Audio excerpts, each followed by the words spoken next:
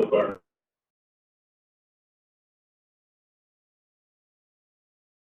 They're climbing. We're at 205. Yeah, it's going.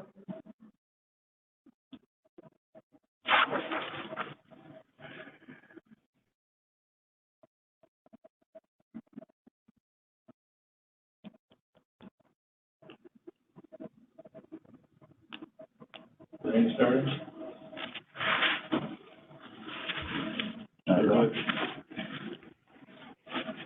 Good afternoon, everybody. Thanks for taking the time to join this public hearing.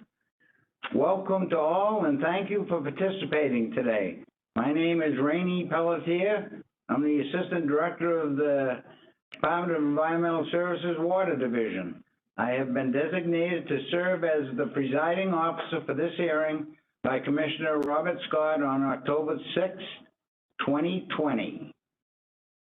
Pursuant to RSA 482-A:8, ENV WT 202, and ENV-C 205.03, the New Hampshire Department of Environmental Services Wetlands Bureau is holding this hearing to receive public comment on the pending application submitted by Hillwood Enterprises, LP, proposing to impact approximately 2.24 acres of wetlands for construction of a commercial distribution center at 43 Steele Road, Hudson, New Hampshire, at tax map 234, lots 5, 34, and tax map 239, lot 1.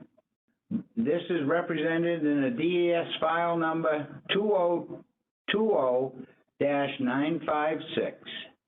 On February 12th, 2021, the notice of this public hearing was posted on the New Hampshire DES website.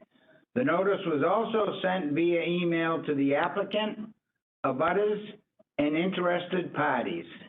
Notice of this public hearing was also published in the Union Leader and Nashua Telegraph on Sunday, February 14th, 2021.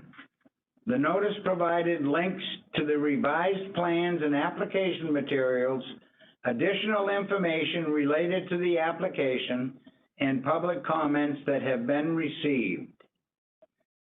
Due to the state of emergency declared by the governor as a result of the COVID-19 pandemic, and in accordance with Emergency Order Number 12, pursuant to Executive Order 2020-04, this public hearing is being conducted remotely using WebEx.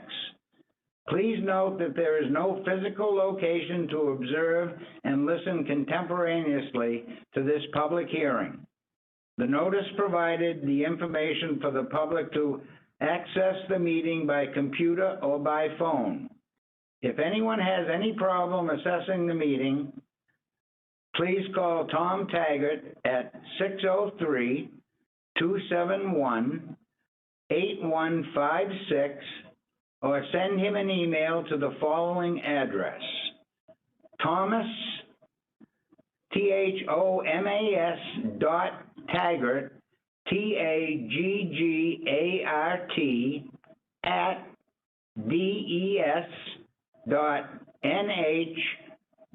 @des.nh.gov. Please note this WebEx hearing is being recorded.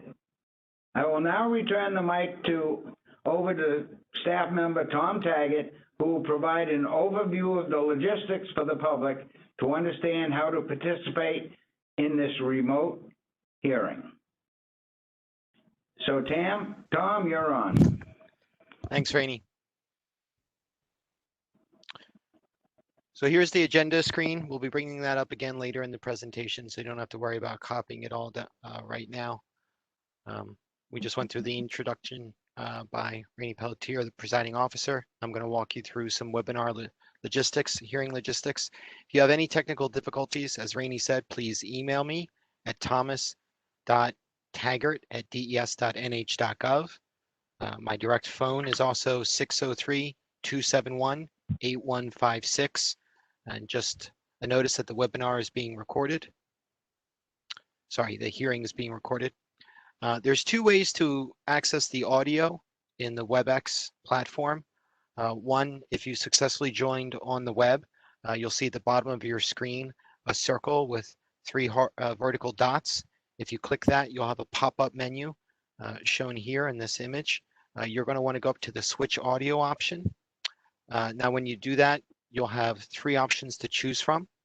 One is to use the computer audio. You could plug, say, a headset right into your laptop or computer, or listen through your computer's speakers and use your computer's microphone.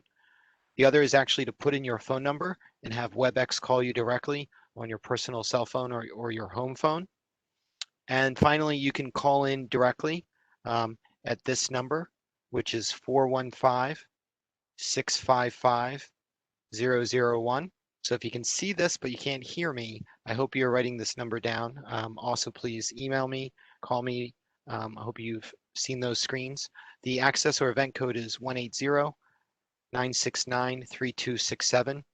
Now, if you call in directly or you have WebEx call you, so you're getting audio through the phone, but you've also got your computer speakers going, that can create horrible feedback issues when it's your turn to submit a comment. So please be aware of that and turn your computer audio off if you're calling in into the hearings audio.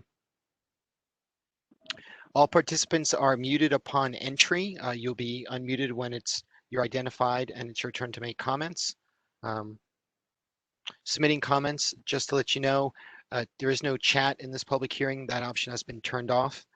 Pre-registered users will be called upon by name in the order that you registered. You do not have to raise your hand, and we'll explain what that means in a second.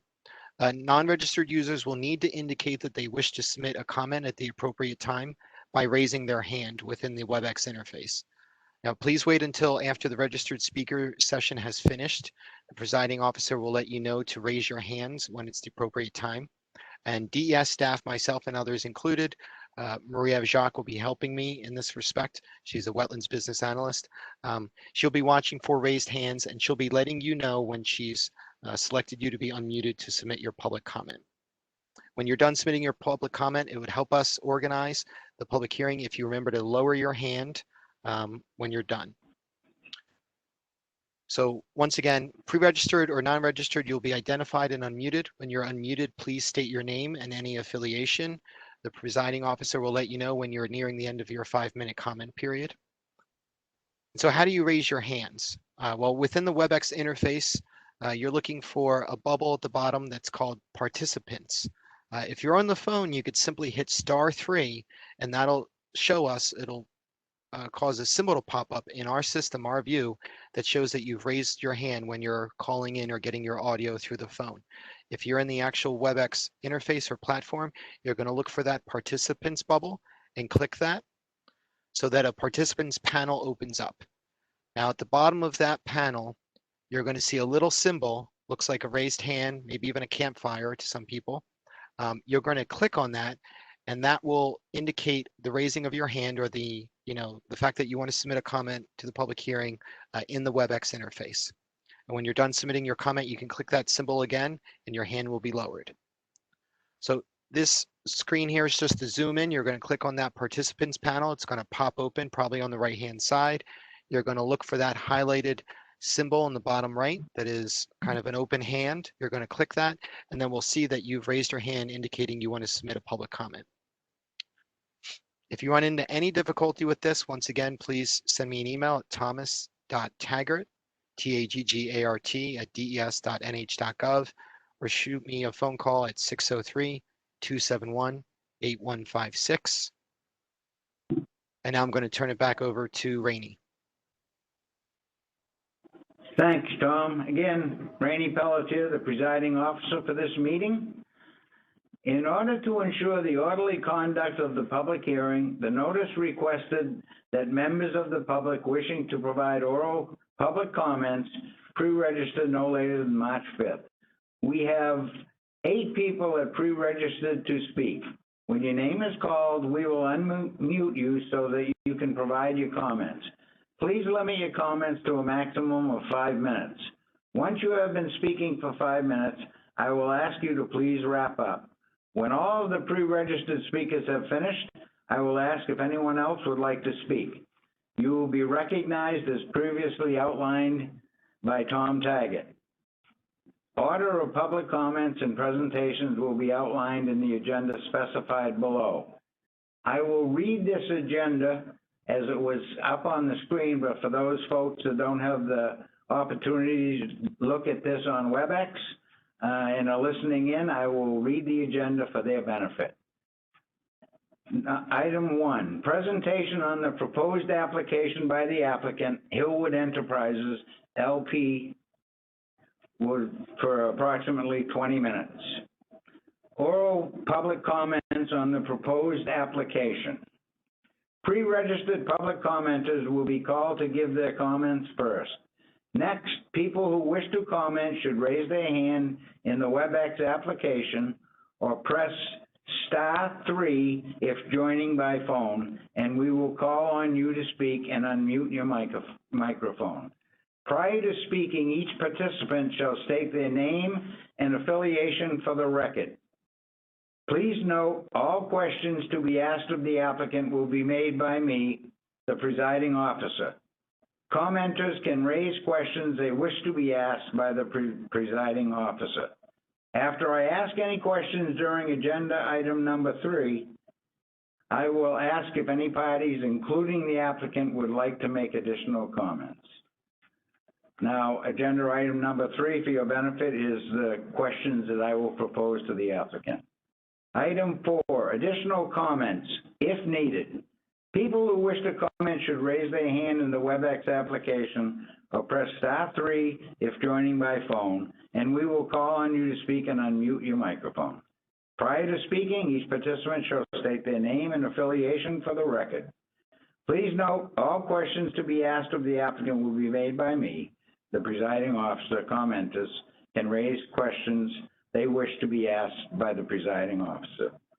And item number 5 would be closing statement from myself. So with that, we should move ahead.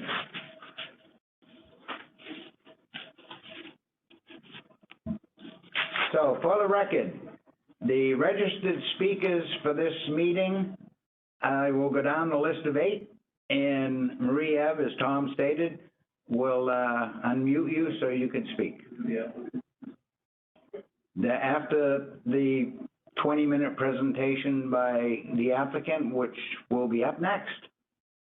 Thank you for your patience and participating in this meeting.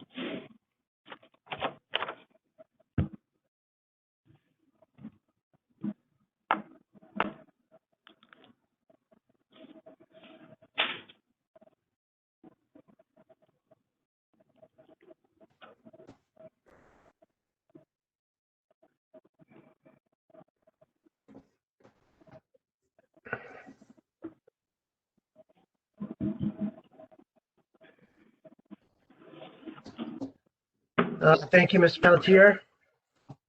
This is Brendan Quigley from Gove Environmental Services. Can you and everyone in the room hear me and see what I've shared?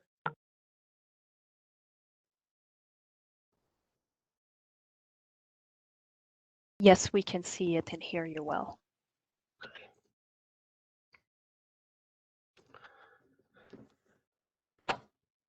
So first, I'd like to introduce myself. Brendan Quigley. I'm with Gove Environmental Services. We are the wetland scientists for the project.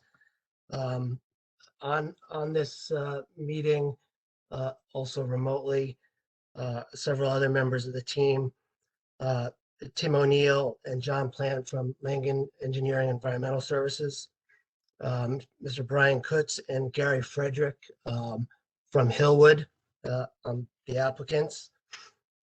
Also, Kurt Young from Lucas Environmental, who has assisted with some wildlife assessment work on the project, and also Justin Passe from Donahue Tucker and Chandela, co-counsel for the project.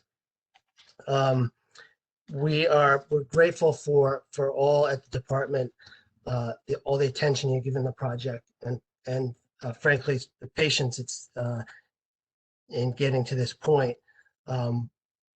We've worked in the months since we've rescheduled with the town of Hudson, Conservation Commission and Planning Board on a number of different aspects of the project, which I'll go through, relating directly to wetlands and avoidance and minimization of impacts.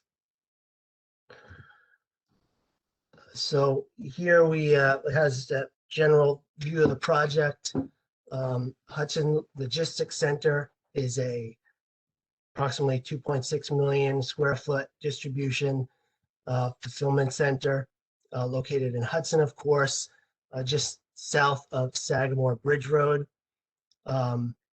directly abutting the Merrimack River, which lies to the west, and Lowell Road, which lies to the east, which will provide access to the site. The property in total is 375 acres. And I'll begin with the aerial photo, as I like to do, for a general layout and location of the wetlands. The 375 acre parcel contains 2 existing 18-hole golf courses that make up the Green Meadow Golf Club. Of course, the Merrimack River directly abuts approximately a mile of property line to the west. Most of the other vegetated wetlands on the site lie to the east, between the golf course portion of the property and Lowell Road. 2 other noteworthy resource areas are Limit Brook, which flows in this direction and south, eventually joining the Merrimack River in Massachusetts, and another unnamed perennial stream flowing north, more directly to the Merrimack. And this is a much smaller stream, which begins in these wetlands in the northeast corner of the property. Aside from that, we have several other man-made ponds, which are essentially part of the golf course, 4 in total. The blue line is highlighting the primary buildable area in this land, and it was a design goal very early on to utilize this for obvious reasons. Almost 200 or slightly more than 200 acres of land in this block, most of which is upland, interspersed by just a few of the man-made ponds. So very early on, it was decided that not only would the development be located in this area, but also as far away from the Merrimack and the other resource areas on the eastern part of the lot, a portion of which is a priority resource area by way of the 100-year floodplain on Limit Brook, roughly in this area here.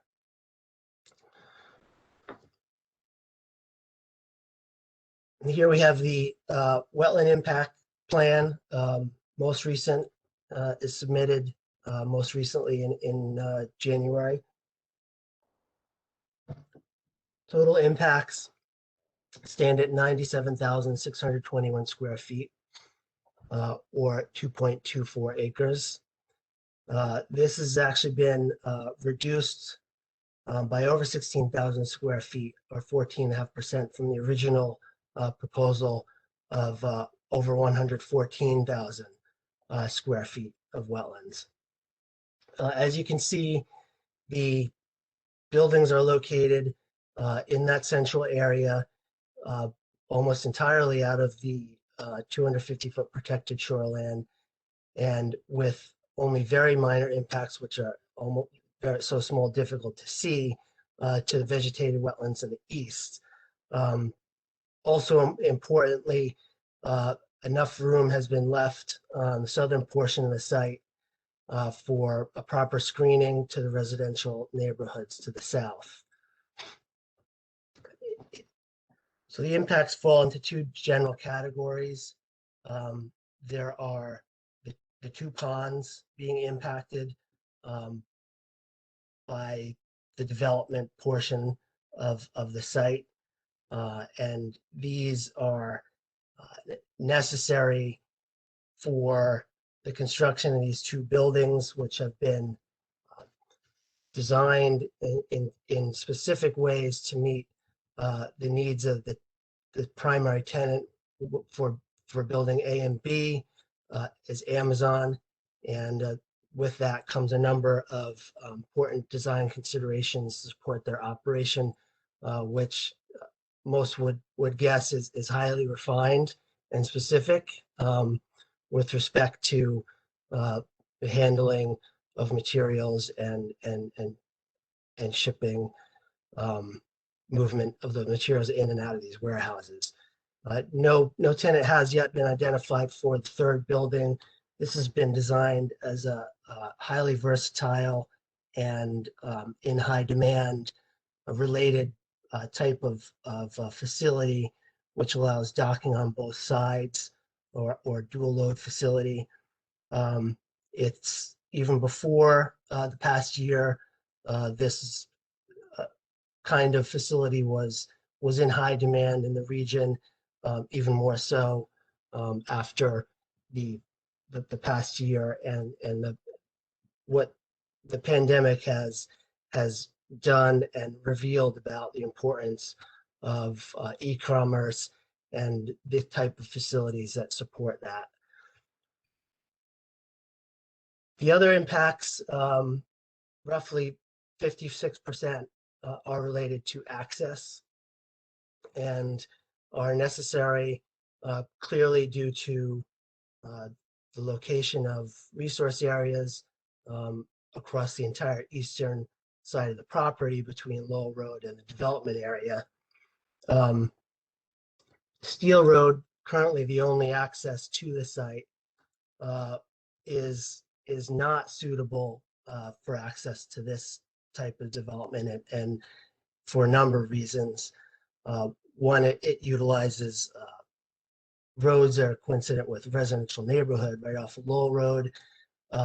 Additionally, this Steele Road enters Lowell Road at an already complicated intersection that identified by town as not somewhere where they would want access. In fact, the two access roads that are planned, the primary access calling Green Meadow Drive and a secondary access to the north, both utilize existing easements that were created for this purpose as early as the 90s with direction and coordination with the town at the time for access to this property. And they utilize the two existing signalized intersections and make use of, in this case, an existing driveway with an easement for the retail establishment already there, and have also been laid out to take advantage of uplands and narrow crossing points. Now, these roadways, the impacts for these roadways have also been minimized in a number of other ways, which I'll go through the following slides. These are a series of figures that we prepared in our work with the Hudson Conservation Commission. So you'll note that in yellow, we're also highlighting areas of buffer reduction, but direct wetland and impact reduction in green. Magenta lines represent areas where things have shifted. As you can see, the road, the access driveway begins at the current signalized intersection for the driveway, which serves Mercury Systems in this building here. The intersection will be the beginning of the driveway reconfigured slightly, and then leaving their driveway onto the property so as to minimize impacts to their operation, but tightly hugging the existing roadway. In this way, impacts are avoided through segmentation of these wetlands. Plus, these are these much larger crossings in themselves. The roadway has also been made as narrow as possible. There's several small areas of wetland avoidance that were done here through those adjustments. More substantially, as you get closer to the site, there is one or two wetland crossings which have a connectivity element to them. This wetland feature is an emergent area or possibly shallow pond, depending on water levels. It's an excavated feature that connects wetlands north in the northeast part of the property to wetlands to the south, which are ultimately connected to Limit Brook. So this was an important area. Originally had a small standard culvert that was identified as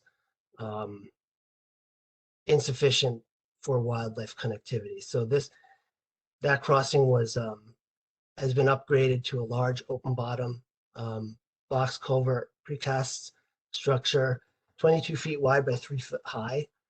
Although this isn't a stream, the goal was to meet at least the openness requirements for wildlife passage, aquatic in this case, and this structure does meet those criteria.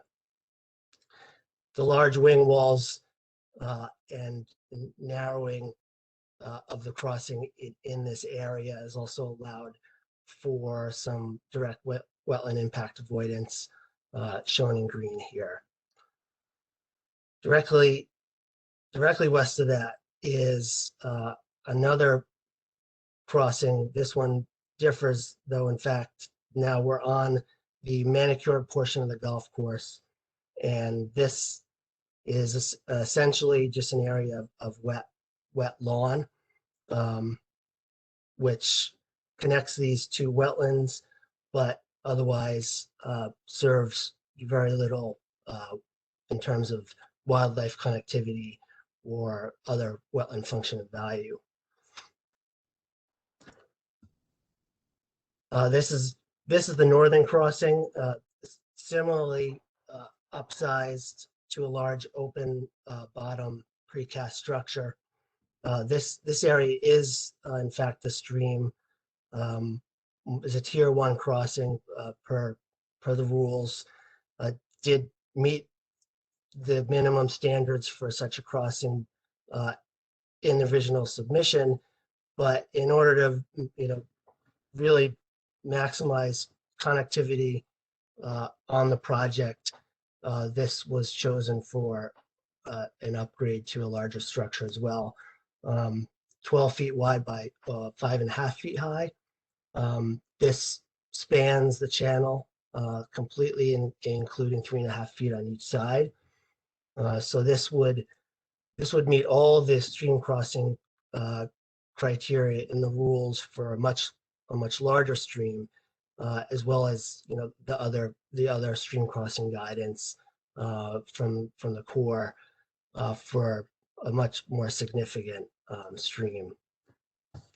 Additionally, wetland impacts here, and this was in the original submission as well, have been minimized with the use of large retaining walls on either side of the crossing. We had included this for the benefit of those, probably mostly in previous audiences who may not have had a clear picture about what kind of structures we're proposing here. And this just gives an example of what these two crossings will look like.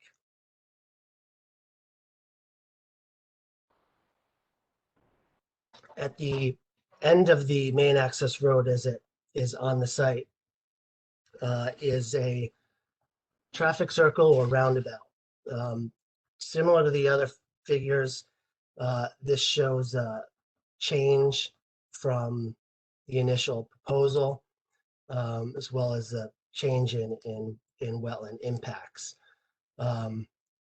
In magenta, you can see the original traffic circle, as it was called at the time, was quite large.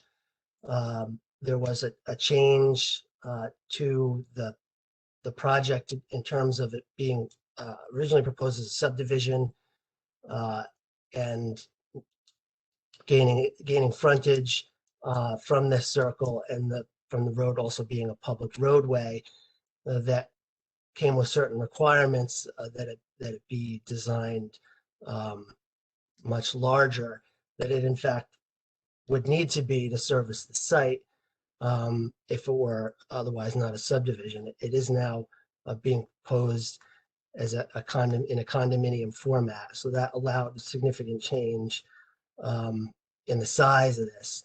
It's also been adjusted west and slightly north. So in black, you see the current proposed orientation and design of this roundabout. Now, this was chosen as the best type of intersection for this site because it allows efficient and safe connection of the main access road and the access road to the north to the internal access driveways, which extend north, west, and south of the roundabout. The orientation has benefits, particularly considering the shared use of the traffic, which consists of a large number of large trucks, but also a large number of employee vehicles will have to navigate this intersection at the same time at points. So things like queuing length and approach angle is best if it's nice and straight, and there's plenty of room between other branching driveways. So this hit a number of important design considerations for this intersection. Now the traffic circle has been a focus of a lot of our work and discussion, both internally and with the Conservation Commission. And we produced a number of other figures depicting other alternatives. I'll go through these just briefly. One is a four-way stop. For obvious reasons, not nearly as desirable for considering the type of traffic. It has a really poor turning radius. In several locations, it has a large additional area of pavement to deal with, and in particularly doesn't even result in any reduction in impact in this configuration. Brandon? Yes. If I might ask, how many more slides do you have? I'd certainly like the audience to get a good idea, but also you've reached your 20-minute goal. Any idea how much more time you might need? Give me another 10 minutes. Is that possible? I can. Yeah, I guess I think for the benefit of people that have joined the WebEx, I guess so they can get the full picture, I would allow that.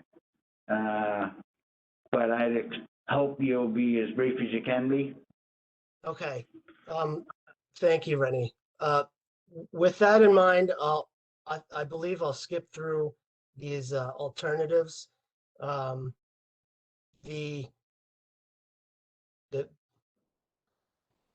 next thing I'd want to pick up on is some of the major adjustments. This is a couple of basins, one located to the south and another to the north, were moved completely out of the shoreland.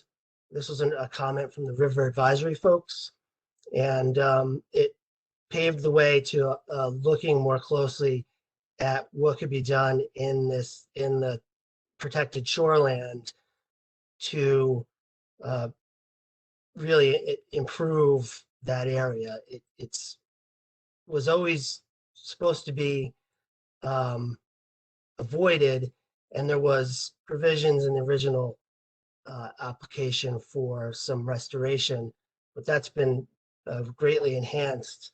Now, mitigation is still proposed primarily through a contribution to the ARM fund, but in our work with Hudson, we developed a secondary plan to mitigate impacts involving the preservation of 120 acres of land, 30 of which is located and consists of along the river, consisting of pretty much the entire shoreland area, as well as 90 more acres encompassing almost the entire eastern portion of the property, exclusive of the access roads. The other important aspect of this, as far as restoration, these cyan areas, which most of the 30 acres along the river, as well as a number of areas in between the wetlands and Limit Brook to the east, are areas of manicured golf course, which will be restored with restoration planting. This is over 40 acres, which will be planted with upwards of over 7,000 native trees and shrubs. This is just an example along the river. Note here too that the minimal areas where grading is proposed in the shoreland will be treated the same way as far as restoration. An idea of what this means to the area around Limit Brook. These areas are entirely maintained, highly managed golf course, are going to be essentially returned to a natural state. So tremendous benefits to Limit Brook, which currently runs through, that maintained, highly managed golf course environment, being naturalized, will provide numerous water quality, wildlife benefits to this corridor. And that takes place over the entire 120 acres, wherever there's areas that are golf course. One more small thing that I like to note, we've done a lot of projects where we've created turtle nesting habitat. An opportunity existed here to do that with not much else other than maintaining the number of sand traps that are associated with the golf course, of course, present in this area. So those will be maintained for turtle nesting, and there are known to be a number of turtles living in these ponds and waterway associated with Limit Brook. With that, I'll hand it over briefly to Tim for a stormwater overview, just the high points of what we're proposing, so that everyone can understand the importance of those aspects of the project, particularly being right next to the river. I'll continue to control the slides. Hey, Brendan, this is Tom Taggart. Sorry to interrupt. Could you give us Tim's full name? Yeah, Tim O'Neill. Thanks, Brendan. And I'll keep the slides brief. And for the record, my name is Tim O'Neill with Langen Engineering. And what we're looking at here is the robust proposed stormwater management system. Highlighted are all the different features that we've incorporated into the plan. The main treatment feature on site is going to be the infiltration basins. They are highlighted in green on this figure. And Brian, if you could click to the next slide, please. I've kind of pulled out a few of these features just so we could look at them a little bit more closely, but for the interest of time, I'll just run through a few of them. We have grass swales, the stone check dams, the level spreader, infiltration basins, the sediment forebays, which, as I mentioned, are the main treatment feature for the site. Extended dry detention basin with a micropool, vegetated filter strips, preformed scour holes, 4-foot deep sump catch basins, hydrodynamic separator, and various oil water separators. Many of these features have been used to meet and exceed our local and state requirements for stormwater quality and management. Beyond that, we've included a few additional features as to provide some additional benefit to stormwater, but they have not been taken credit for in the calculations, which we'll see on the next slide. And some of those features are the vegetated stone filter slip, the grass soil with the check dams level spreader, a multi-pond layout, oil water separators, and BMPs that specifically target things such as phosphorus. And Brendan, if you could flip to the next slide. Here we can see that our proposed stormwater management system is actually providing roughly 125% of the minimum required stormwater quality volume. And you'll notice in the chart below that majority of that is being provided by these infiltration basins, which treat TSS removal at a rate of 90%, whereas the minimum requirement is 80%. And beyond that, we're providing 470% of the required groundwater recharge volume. And it's also important to note that this proposed design is reducing the peak flow runoff rate from the existing condition, as well as reducing the overall volume runoff from the existing to the proposed condition. This means that we're ensuring that there will be no increase in downstream erosion or impacts to the downstream floodplain. And with that, I'll turn it back over to Brendan, but I'm happy to go into any further detail that we'd like to hear. Thanks.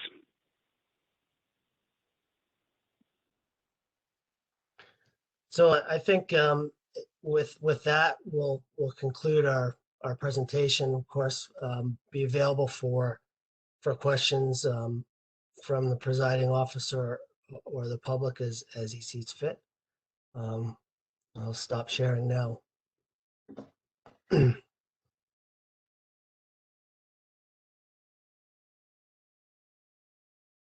Good presentation. I appreciate you trying to minimize your time. So next we'll go into section 2 of the agenda for the public hearing. We will go to oral public comments, and as I stated earlier, we will go to the comments of people that have pre-registered. We initially, I stated earlier that we had 8 people that pre-registered. Since then, one has let us know that they were not able to attend. So I will read the 7 registered speakers, and then Marie-Eve will allow you to be unmuted so you can speak. So the 7 we have that registered are Mr. James Crowley, Robert Chesler, Ruth Sessions, Heidi Jacoby, Edward Thompson, Dean Siccardi, and John Dubuque. If I butchered anybody's name, I apologize. Hopefully I was close. So with that, I will turn it over to Marie-Eve to move forward with the public comment. Thank you. I've unmuted James Crowley. Can you hear me? Yes, we can. Yes, we can. I'm James Crowley, and on February 9th this year, I wrote a letter to New Hampshire Department of Environmental Services Wetlands Bureau, and I explained how the final design of the Hudson Logistics Center private driveway, the primary access roadway alignment, to your regulations. They're in the letter, requirements in a cul-de-sac area. At a previous planning board town meeting, the applicant showed many slides and gave out a large handout concerning wetland wetland impacts. The intent was to make everyone feel good about reductions accomplished in wetlands impacts during multiple Conservation Commission reviews. The original quantity of impact should never have been proposed by the applicant. From the very start of the wetland impact review process, the applicant did not take seriously requirements to minimize wetland impacts from access roadway alignment. The applicant has repeatedly shifted the cul-de-sac location and revised wetland impact quantities, but never complied with the full spirit of the regulations. I have repeatedly submitted in writing on June 4th last year, September 22nd last year, and again this February 9th about this tendency to ignore minimization of wetland impacts for access roadway alignment in the associated cul-de-sac area. The cul-de-sac figures I referred to in my February 9th letter are also now in the New Hampshire DES Public Records Archive summary. The file is Hudson, Hillwood, cul-de-sac shift figures. It's a PDF file. Figure 2 of 4 in that file, titled Western Cul-de-sac Shift, is a design which complies with wetlands impact minimization. In my letter, I pointed out in detail why any of the applicant's arguments are less than credible for not using the Western cul-de-sac shift design. The New Hampshire Wetlands Bureau should deny this file permit for failure to meet regulatory requirements for wetland impact minimization when a workable alternative design is available to them. Thank you for allowing me this time to speak.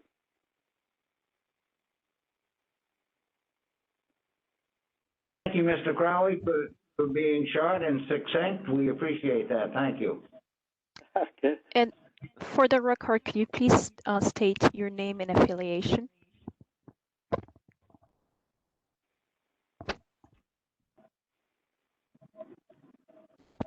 Mr. Crowley?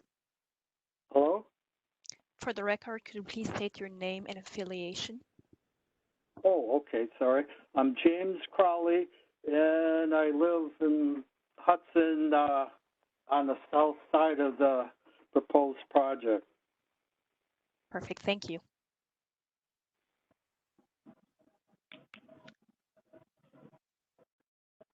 The next person on that list, Robert Schessler, I'm not seeing as a list in the list of attendees. Mr. Schessler, if you are in the list, please raise your hand, and after the next speaker, I will unmute you so you can do your comments. Next person is going to be Ruth Sessions. If you give me 1 minute, I will unmute you.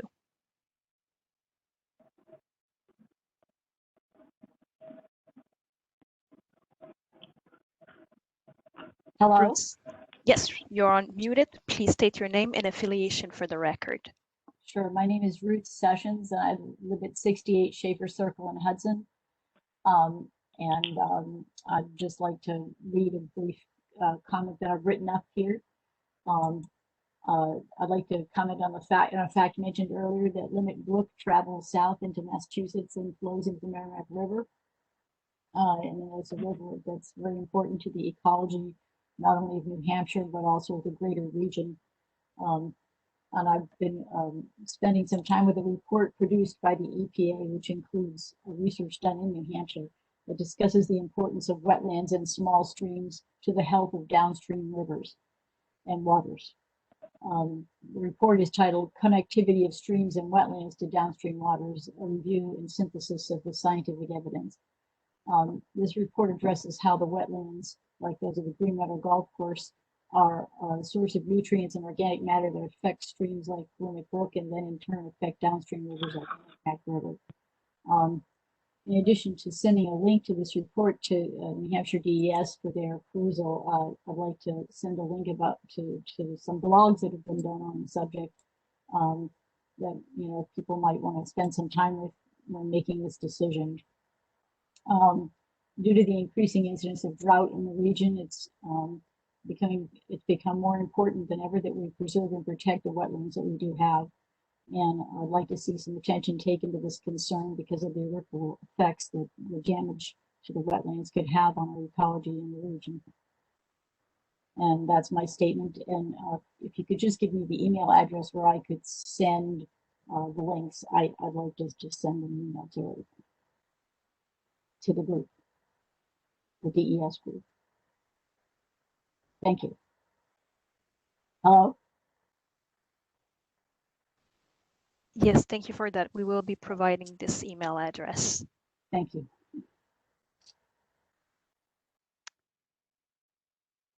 Next speaker is going to be Heidi Jacobi. Just give me 1 second. I will unmute you.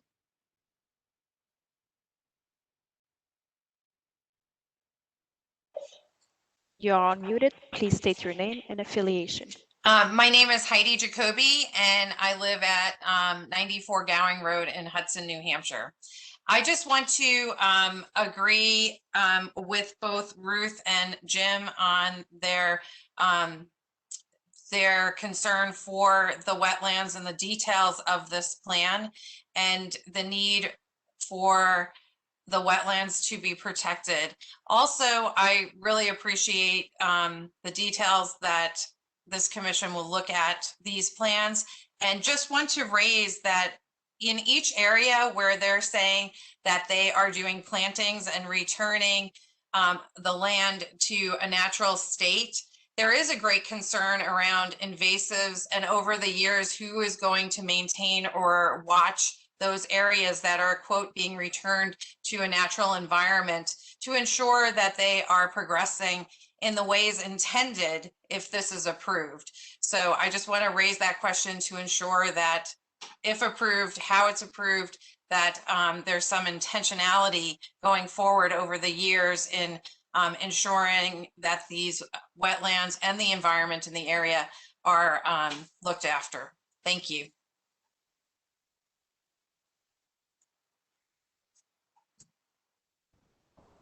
Thank you.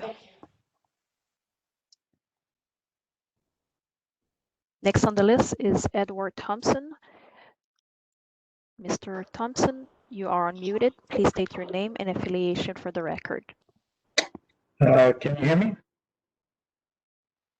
Yes, we can. My name is Edward Thompson. I'm a resident of Hudson. I live at 22 Burns Hill Road. I'm on a collection road approximately 4 miles from the proposed site. I've been following this project for about a year, and I have strong concerns over environmental protection and wildlife protection and such. But I know we have limited time, and I want to, any time I have left over, I would surely yield to other commenters. At one of the previous meetings, we talked about snow removal and where these snow collection areas are going to be. And my concern is there was one area on the southwest corner of the parcel where there were going to be about 5 collection areas, I believe, and hopefully representatives from Langen can, I think they were going to further explain this at the, perhaps even tomorrow night's meeting. My concern was when snow accumulates in those areas,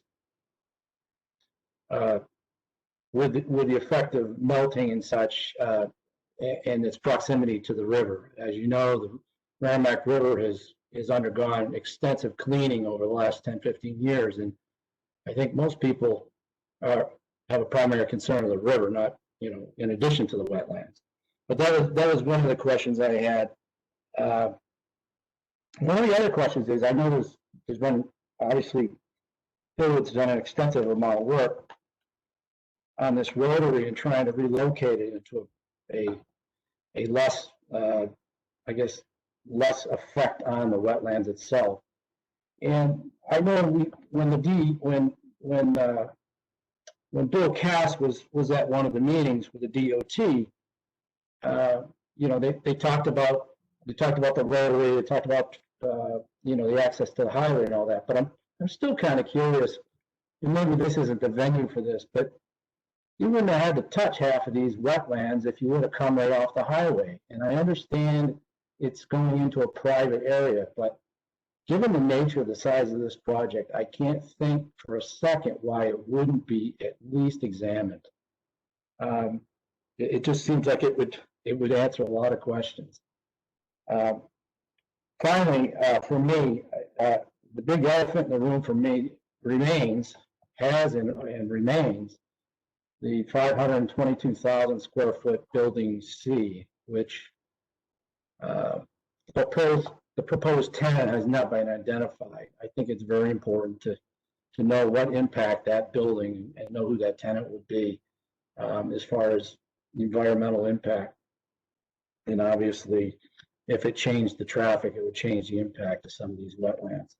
The reference to the turtles and saving the turtles on this parcel, I found a little bit disingenuous. I apologize for that, but like most wildlife that's on this property, once construction begins, I have a hard time believing that any of it's going to come back. I have more deer on my property this year than I've had in 28 years, and I know exactly why. It's not just because of the explosion of deer. It's because we're taking away the wildlife habitat. Anyway, those are my concerns for today. I appreciate you for your time. Thank you. Next speaker is Dean Sackety. Please state your name and affiliation for the record. Hi, thank you. Thank you very much for your time. Dean Sackety. I'm an abutter. I live at 11 Fairway Drive. Been a 30-year resident in Hudson, New Hampshire. And like the speaker before me, I too have been following this project for the last almost year. My environmental concerns really are around the broader environment, not just Hudson, but Nashua and Tingsboro and neighboring towns. And they really fall under several categories. One is the water table. There's a fast-moving undersurface hydrology that moves around the property. We see it in the neighborhood by water tables that increase and decrease pretty rapidly with a lot of volatility. And the question really is around what affects the buildings themselves being cut and filled, and the compaction that surrounds all of this surface area, what it will do to the overall hydrology, and how that will in turn affect our properties, but also to Limit Brook, that changes the feeding of Limit Brook. And that brings me to the next concern, which is Limit Brook connects to Tingsboro, as was illustrated by the last engineer that was speaking. I believe that feeds an aquifer, and I would want to know what effect that has on Tingsboro's water source. The next concern really is around the Merrimack River. Recently saw the New Hampshire Public Broadcasting series on the Merrimack River. It was a great piece if you haven't seen it, really illustrating and showing how the river has returned to a higher quality state and almost to an original state, and that it really advocated for smart development being required and going through how that should be done with development on anything along the river. This really seems to be the antithesis of what the environmentalists and what this movement is trying to create along this very, very important national watershed. Diesel particulates concern me. Downstream impacts concern me. Now that salmon are starting to return to parts of the Merrimack, I'm concerned about the Hudson Nashua green space and what the effect is here. It's hard to, these pictures of the golf course, these buildings, I think might even be like half a mile long. They're absolutely magnificent in size, which brings me to the next point. It appears that every bit of buildable space has been utilized, like every single bit. That subtract from the 400 and some odd acres, the use of the floodplain that was talked about, the existing wetlands that were talked about, and a very minimalist and truly unremarkable berming and screening structure that doesn't even mask the sites of neighboring residents, especially with oblique views. So given all that, this is going to be implanted with all the compaction, the cuts and fill for each one of these buildings. I'm just curious as what the impact will be on the entire neighboring community. That includes Nashua, Tingsboro, and Hudson. I thank you very much for your time. Thank you. Next speaker is John Zibuk. You're unmuted. Please state your name and affiliation for the record. My name is John Dubuque. I live at 11 Eagle Drive in Hudson, New Hampshire. And I thank you for your time to allow me to speak today. So I wanted to start by saying how I'm in awe how a 375 acre land project is going to be disturbing 5 acres of wetlands and wetland buffers. I was shocked to see, that's 5 times larger than my property. So you're thinking that it's not large, but it is very large. I want to talk about, and some other speakers have talked about, the building size and the land use. So this is a self-imposed problem the developer created by placing the buildings in all the buildable land and putting the roads the place that they wanted to. If they put the roadway off the highway, we wouldn't have this problem. If building C right now has no one slated for building C, if the the roundabout was moved to building C, we wouldn't have this problem either.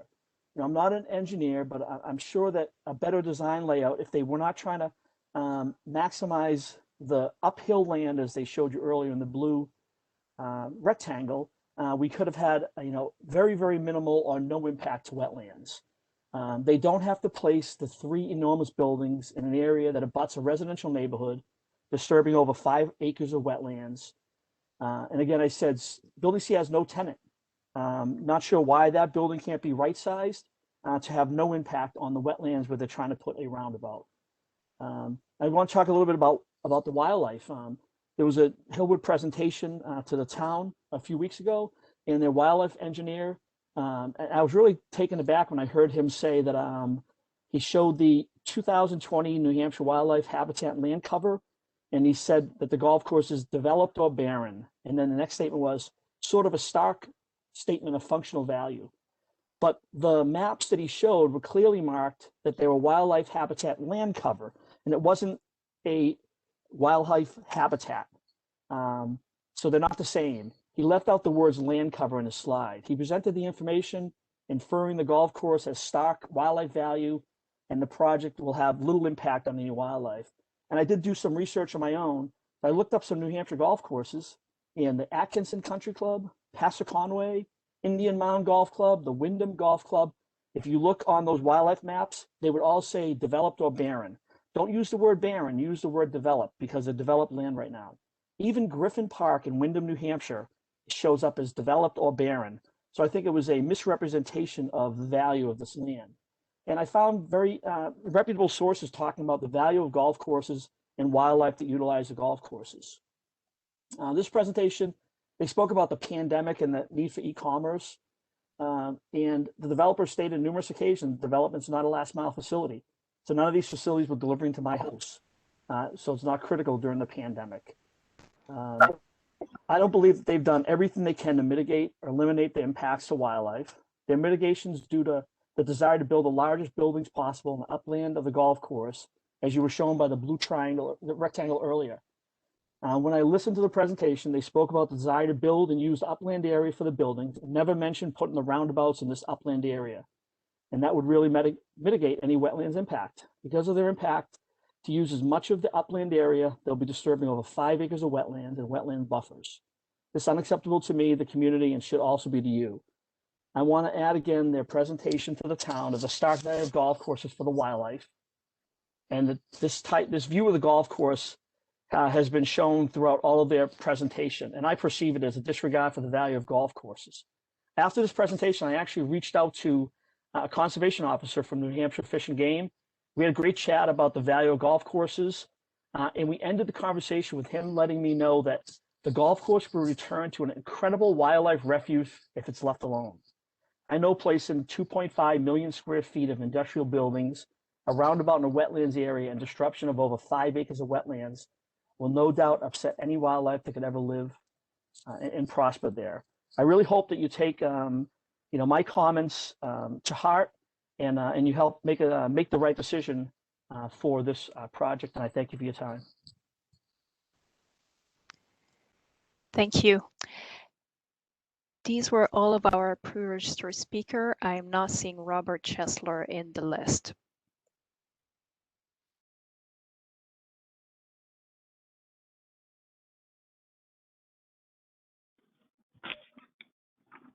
So at this point, Maria, those are all our registered speakers. Do you have anybody raising their hand that wish to speak that did not register? That would be the time for people to raise their hands. I'm not seeing anybody yet, but we are just putting the slide back on showing participant or attendees how to raise their hands. So we'll give them a minute or two. Okay, thank you.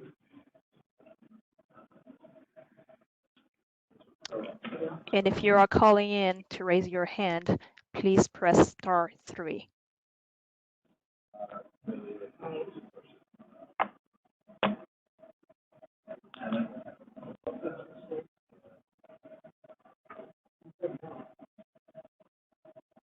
Yeah, there's.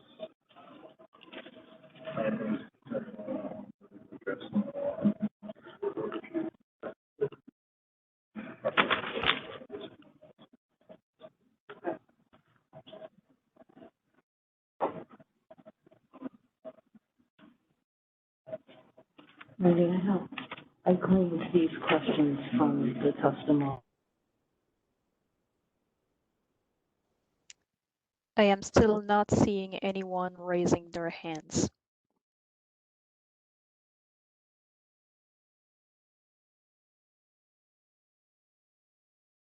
Being said, I think we'll get to item 3 on the agenda, which basically is questions from the presiding officer, which again is Rainey Pelletier. That would be me.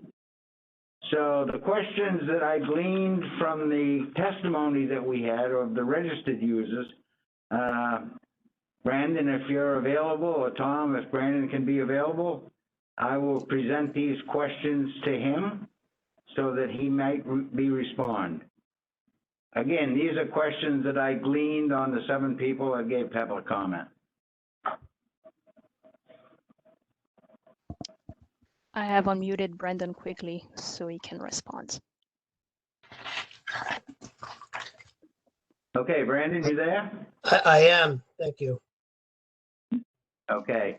First question that I got out of the public comments were the snow removal issue at the southwest corner of collection areas. Can you speak to that? I don't have direct knowledge of the snow removal areas. I can ask Tim to weigh in, but I'd also say that it's been something that has been looked at carefully, and I'm just not able to pull up a plan or necessarily know where that area is. Okay, is Tim available? Can he speak to that? If not, then I'll move on. Give me 1 second to find in the list and unmute him. Thank you. Thanks. Timothy O'Neill is unmuted. Great, thanks. And for the record, again, this is Tim O'Neill with Langen Engineering. The snow storage locations have been specifically located throughout the site where melt will, in most cases, enter the stormwater management system through appropriate treatment channels. In some locations, they are located in areas that provide a very long runoff through vegetated areas, and specifically in the southwest corner, all snow storage and stockpile areas are located outside of that 250-foot shoreline buffer, and that is all in line with the NHDES stormwater manual, which dictates appropriate locations for snow storage. So the key takeaways would be long overland flow and outside of the 250-foot shoreline buffer in the southwest corner specifically. Thank you. Thank you. Okay, my second question that I gathered would be, I guess, to you, Brendan. Several people asked a question about access off the interstate. Can you speak to that? I do have a couple of comments. I realize that there's a number of folks who would want to see access from the highway, and that would be a better solution in terms of wetlands. Of course, there's a number of other factors. One primarily is that Department of Transportation has indicated they do not want an access from Sagamore Bridge Road for this project, and that the traffic that's predicted to be generated doesn't warrant it. It was proposed for a previous project on this property, and there was a number of different alternatives looked at. My understanding is that those traffic generated from that project far exceeded the proposed project, and that's why it was proposed in that case. It also accounted for up nearly 3 acres of impact by itself in that previous proposal. So regardless of the other reasons, it will by no means come at a less impact alternative. Okay, thank you.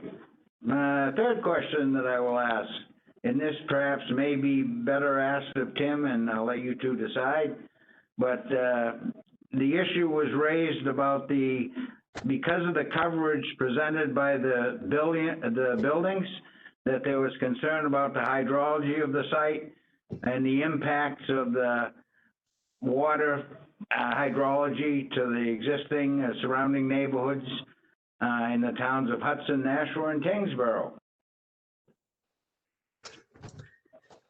I think I'd ask for. Oh, sorry, Brendan, go ahead. I was going to enlist your help, Tim. Oh, great. Yep. No, so I'm happy to speak to that. We did collect extensive groundwater elevations, and we have a surface map generated for the site. We have taken into account the groundwater elevations for the site layout, stormwater layout. As mentioned briefly in the presentation, we are providing an excessive amount of groundwater recharge directly through the infiltration basins. In terms of the groundwater nourishment directly to the groundwater table, the groundwater surface has also been taken into account with the groundwater flows where we do impact, and then if further detail is required on the aquifers, would like to respond to that in writing in a future date. Okay, thank you for that. Next question that I gleaned from the public comment was, has there been consideration to the need for changes in environmental issue across the board when they finally determine who the tenant of the third building will be? That's building C, I believe. Sure. So in terms of wetlands, nothing will change. The building's been designed to meet the specific industry minimum standards for that type of facility, which has been proposed because of its desirability and demand.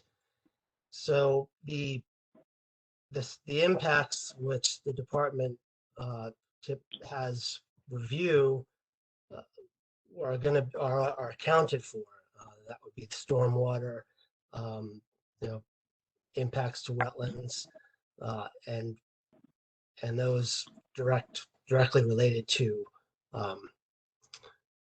wetland protection. The other aspects of potential environmental effects that would come with one tenant or the other, I'm not sure can be answered at this point. If Tim would have any other additional thoughts on that, I'd encourage him to speak up. Or if the presiding officer would like a better answer on that, I'd say we could respond in writing at a later date. only thing I'd like to add to that is that building C, when the tenant is named, it will be, again, go through the permitting process when the actual details of the known tenant are identified. So. All right, thanks for that, Tim and Brendan. Lastly, a question that several people, well, actually I have probably a couple, but next to the last would be, you did speak briefly about mitigation for wildlife corridors and travel. There was several comments by the public that were concerned about perhaps the wildlife lost in the uplands that existed on the golf course. Is that something that you folks have taken into consideration vis-a-vis crossings and those types of things? Could you speak to that? Yes, absolutely. So I did have some comments planned initially, then tried to keep my presentation brief. We started working with New Hampshire Fish and Game, immediately after our kickoff meeting, just about a year ago exactly. There and made some good progress with them. Their review kind of got bogged down in the backlog related to the new AOT rules and such. But I'm confident representing that I think we're on track to satisfy their concerns, and just some of the things that we've done to date to address wildlife. Of course, the preservation of the 120 acres, which will be formally offered to Hudson in a conservation easement. I think that's an important point. The restoration of those areas on the golf course, whether or not the golf course represents some level of habitat as it sits now, it's certainly far less than would be supported by a naturally vegetated area. So that in itself is significant. And then there's a number of smaller things, construction term, use of wildlife friendly erosion control products, making sure drainage structures are wildlife friendly and don't present entrapment hazards, sloped curbing on the access roads to allow turtles in particular that may not utilize one of the larger crossings, box culvert crossings, from becoming entrapped in the roadway. The addition of or the retaining the sand traps for turtle nesting, as well as the two ponds that are being impacted. We've made a commitment to relocate the wildlife that's in there, presumably mostly turtles and frogs, possibly some fish, to one of the other 3 or 4 ponds on the property through a drawdown and capture method. I'd also like to mention, as far as the restoration areas, that Hillwood is committed to a monitoring program consistent with what would normally be required for such an area that was part of a permitted activity. And that would include, obviously, invasive species and just making sure that development of those restoration areas proceeds in a fashion that ensures long-term success. So again, we understand that Fish and Game is working diligently on their review, and feel confident that we'll be able to satisfy their concerns with this project. Okay, thank you.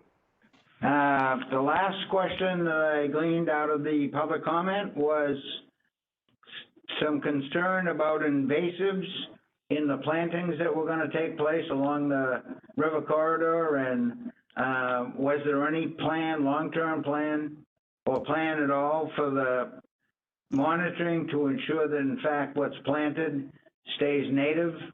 We don't get involved with invasive species, and the success rate of the plantings is monitored. Could you speak to that, please? Yeah, so I did mention that a little bit. We are committed to a restoration monitoring plan for that 40 acres that's being restored. And that will include several years of monitoring by for overall health and development and things like presence of invasive species. There's also a contractual guarantee on the plantings that will be available for replacement of dead material. The long-term goal for this area is for it to become self-sufficient.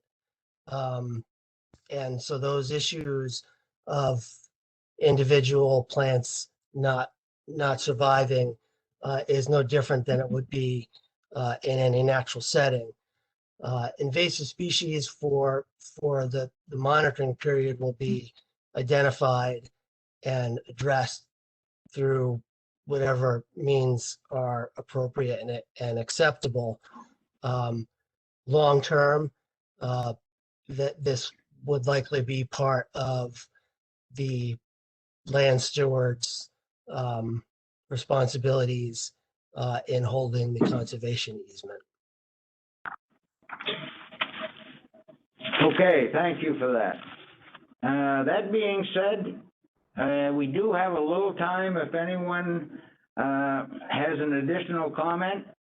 If you do, I would suggest if you're on your phone, remember *3, or if you're on the WebEx, you hit your hand button. So I will provide a few minutes if there's someone that wishes to speak again, or someone that didn't get an opportunity to speak, and we'll go from there.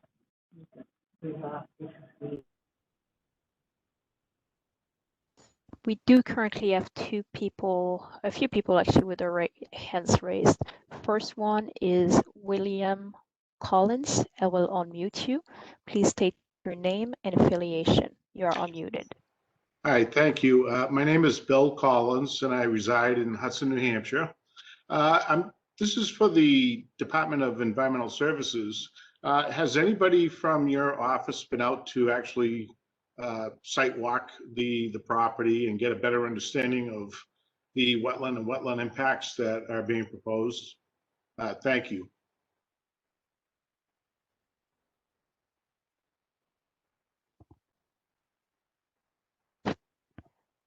If you could please lower your hand by re-clicking on the raise hand, that will lower your hand, Mr. Collins. Thank you.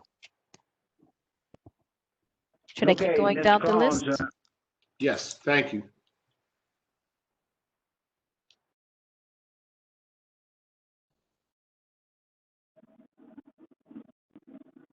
Mr. Peltier, should I keep Maria? going down the list? Yeah, let me answer Mr. Collins quickly. As far as I know, Mr. Collins, I don't have the staff member that was here, but I believe one of our mitigation people who looked at the impacts had been on the site. I am not 100% sure, so I wouldn't take that as the gospel. But I will certainly have been involved in the wetlands program for many years, and historically, whenever there's impacts of this order of 2.24 acres, that at some point in time, staff would in fact visit the site. Okay, Maria, you may move forward.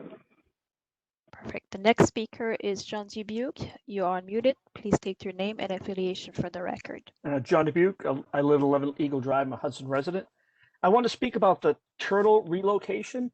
So as you're speaking about that, I was actually doing some research, and I remember this when I was overseas. We have sea turtles that go out to the sea and they find their nesting ground every single year, hundreds and hundreds of miles away, and just researching just 5 websites talking about turtle relocation, that the Turtle Rescue of Long Island, the Science Daily, talking about sea turtles, talking about National Geographic saying, do not relocate turtles.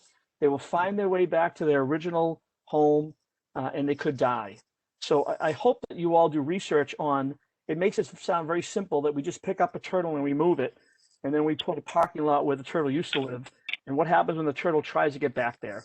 I don't think it's a simple thing just to move turtles and protect the turtles. They may not be endangered turtles, but they're part of the wildlife that lives there now. And I don't think that's a mitigation by moving turtles if they're going to end up trying to go back to where they live and where they've always been living. Thank you for your time. Thank you.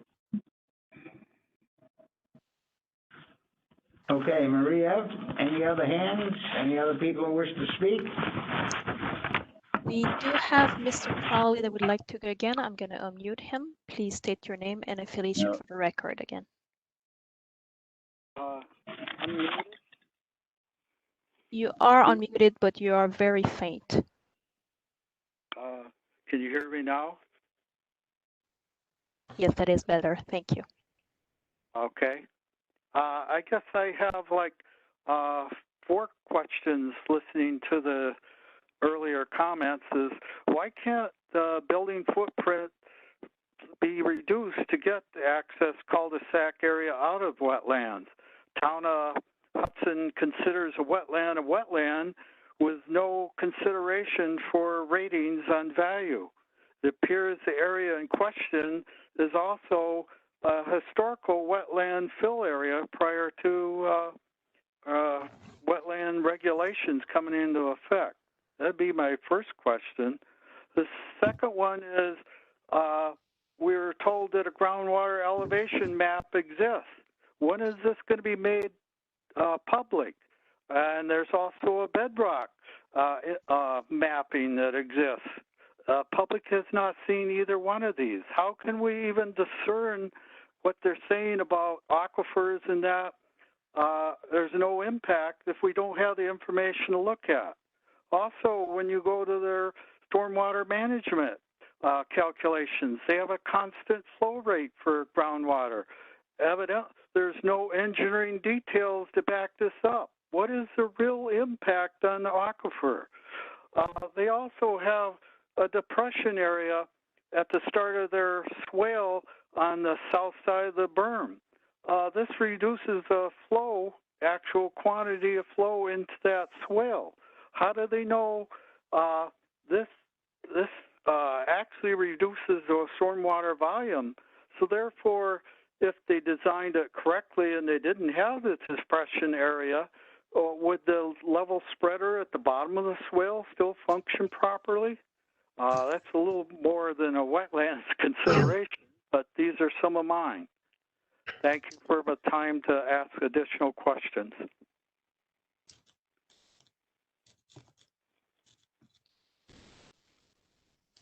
With that being said, Brandon or Tim, either of you want to take a shot at those questions? I think one of the main ones was where the empirical numbers were that arrived at the calculations of the conclusions you came to, and I think the other would be the real impact to hydrology. So I'll give you the opportunity to respond if you so choose, and we'll go from there.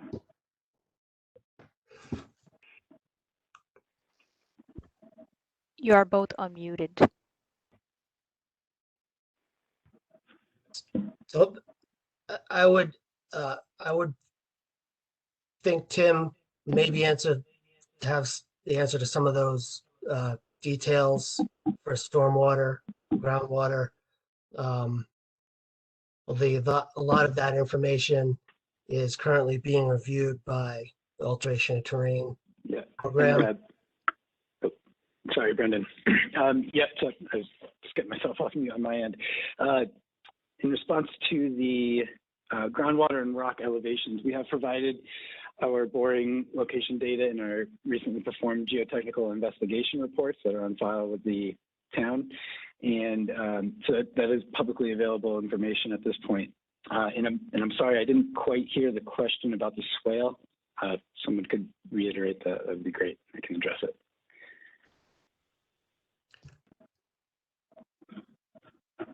I think it was, in the long and the short of it was, I think the question was, what's the effectiveness of the swale in this location as proposed? Okay, yeah, the swale was incorporated into the plan set at a request basically of the abutters to ensure that no runoff would go over the southern border to the residential properties. So it is there as a precaution for runoff from the landscaped berm, and it does not perform design criteria that have gone into meeting our minimum requirements for state and local levels. So that was one of the additional stormwater features that's been provided above and beyond what was required of the application. All right, thanks, Tim.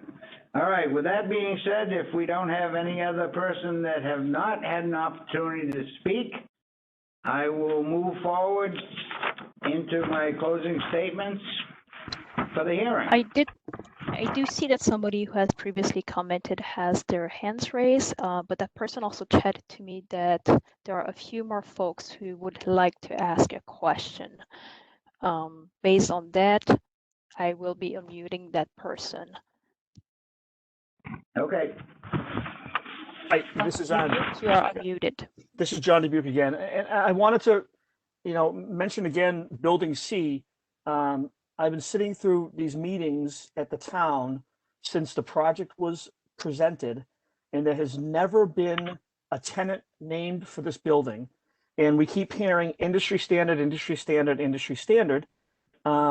If the other building was smaller, you could relocate the building and make it as big as you need it to be. I've never heard a reason why they can't make building C smaller, move the cul-de-sac to the area that it needs to be to protect our wetlands, to protect our turtles that cannot be relocated, and put it in an area that has no tenant available. So we have someone presenting right now that has no known tenant that is building a building and interrupting wetlands in order to build a building that has no tenant. So that's I just want to reiterate that. It was brought up by an earlier caller that if that building was smaller or moved, to put the cul-de-sac in an area that isn't disrupting something. And I talked about turtle relocation, but thank you for your time again. Thank you. Okay, Maria? We still have more. Anyone else? Yes. Okay. We have Edward Thompson. I will be unmuting yourself. You're unmuted.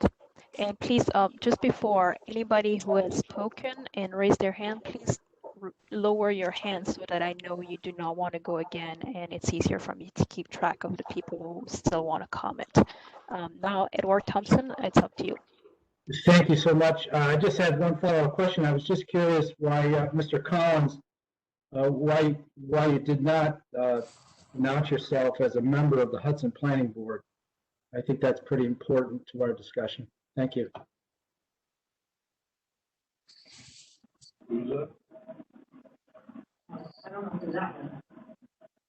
If I might jump in here quickly, last person that spoke, could I have your name and your representation, please? Ed Thompson, I have. You're representing yourself? Yes, representing myself, 22 Burns Hill Road, Hudson, New Hampshire. Could you restate your concern, please? My concern was that one of the previous attendee commenters was Mr. Bill Collins, and he did not, I don't believe he announced himself as being a member of not only the Conservation Commission, but he's also a member of the Planning Board. Okay, thank you. Thank you.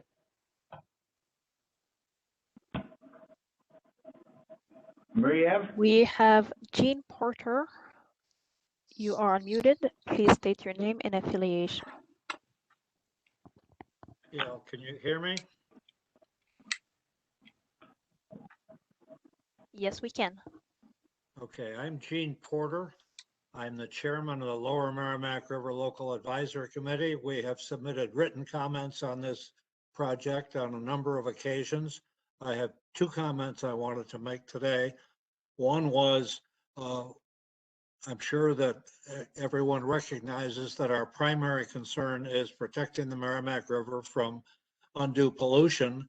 And we're pleased to see that the applicant has protected the 250-foot shoreland buffer from any construction projects and has installed retention basins that purport to be enough to keep all of the stormwater on site, which is a primary consideration. And we look to the DES engineers to verify those calculations.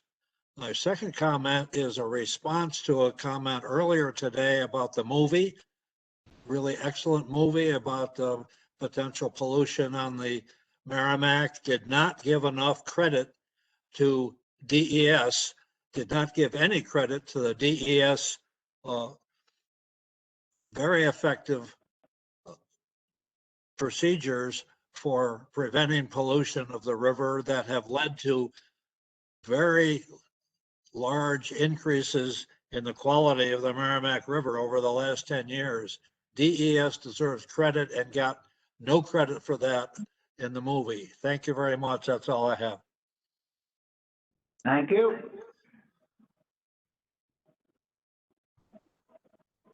Mr. Porter, if you could please lower your hand.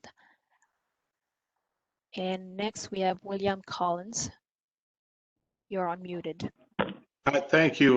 My apologies for not announcing the Planning Board and Conservation Commission affiliation. I wasn't here representing either one of those two groups at this time. Anyway, William Collins, Hudson, New Hampshire, member of the Hudson Planning Board and chairman of the Conservation Commission. This is just a follow-up to the prior question that I asked about the field survey or the field walk that somebody from DES might have taken. I was just looking at those comments or observations open or viewable by the public for reading online, or are those observations just kept as part of the file? Thank you. Yeah, I think, well, yeah, I could answer that. I think when we go out and we do a site evaluation, we definitely make notes that are part of the file at the end of the day. And as you might imagine, the addition of a site visit to the additional comments, whether we get in public in testimony or in writing, are all taken into consideration by the staff when they review a project. So the answer to your question is, historically, individuals take notes, see what they see on the site, and that will be part of the recommendations or the evaluation of a particular impact that's being proposed. Maria? Yes, Mr. Collins, if that was it with your comments, please lower your hand by, thank you. We have Mr. James Crawley who lowered his hand as well. Mr. Gene Porter, did you want to add something? Your hand is still raised. If you want to lower it, you can click on the hand again. Well, I would like to lower it, but I don't know how. Okay, all right.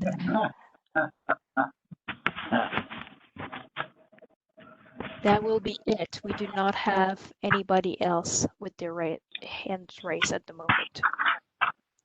All right.